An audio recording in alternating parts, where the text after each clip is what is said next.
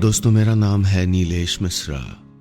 कहानियां सुनाता हूं। बिग एफएम पर आप सुन रहे हैं यादों का idiot box with Nilesh Mishra season 5। कहानियां जिनमें आप मिलते हैं खुद से। तारीफ करें, शिकायत करें, लेकिन अधिकार से बताइएगा कि हमारी कहानियां आपको कैसी लग रही हैं।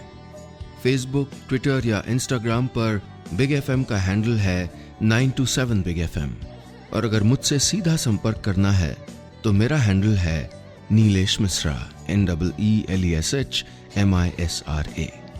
दोस्तों, मैं आपको सुना रहा हूं अपनी लिखी हुई कहानी दूसरा प्यार पार्ट 2। इस कहानी में अब तक आपने सुना क्रिकेट की ट्रेनिंग ले रही रिद्धिमा मिश्रा को अपने कोच नील जोशी से प्यार हो गया है, लेकिन रिद्धिमा को यह पता चलता है कि जिस इंसान को वो नील जोशी समझकर रात रात मैसेज करती थी, वो इंसान नील नहीं, उसका कोई दोस्त है।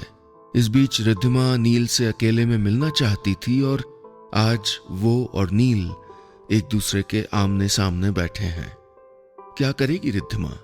सुनते हैं आगे। ये वो पल थे जिसके लिए रिद्धिमा ने हफ्तों हफ्तों ख्वाब देखे थे। नील जोशी और रिद्धिमा मिश्रा एक साथ अकेले। उस छोटे से लाउंज में इस वक्त सिर्फ एक आवाज सुनाई पड़ रही थी, एक दीवार घड़ी की टिक टिक टिक। सामने दीवार पर एक बड़ी सी घड़ी लगी थी जिसके दोनों हाथ सुनहरे बैटों की शक्ल में बने हुए थे, और वो दोनों हाथ घड़ी के बीचों बीच एक सिलाई वाली लाल बॉल से जुड़े थे। तुम कुछ बात करना चाहती थी? नील ने फिर कहा।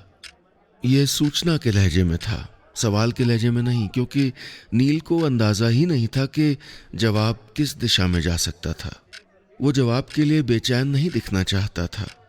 नील जानता था कि लड़कियां उसे बेहद पसंद करती हैं, लेकिन उसने आज तक अपनी ट्रेनिंग से गुजरने वाली हर क्रिकेटर से पर्सनल और प्रोफेशनल रिश्तों के बीच एक दीवार बना रखी थी। क्या जवाब देती नील के सवाल का रिद्धिमा? हाँ, वो कुछ बात करना चाहती थी। वो तो पिछली रात भर मन की किसी नोटबुक के रूलदार पन्ने भर के आई थी। कितना कुछ था उसके पास कहने को। वो पन्ने दोनों के बीच जो मेज थी उस पर रखने भर थे उसे, लेकिन अब वो रूलदार पन्ने हवा में उड़ रहे थे, जमीन पर बिखर रहे थे।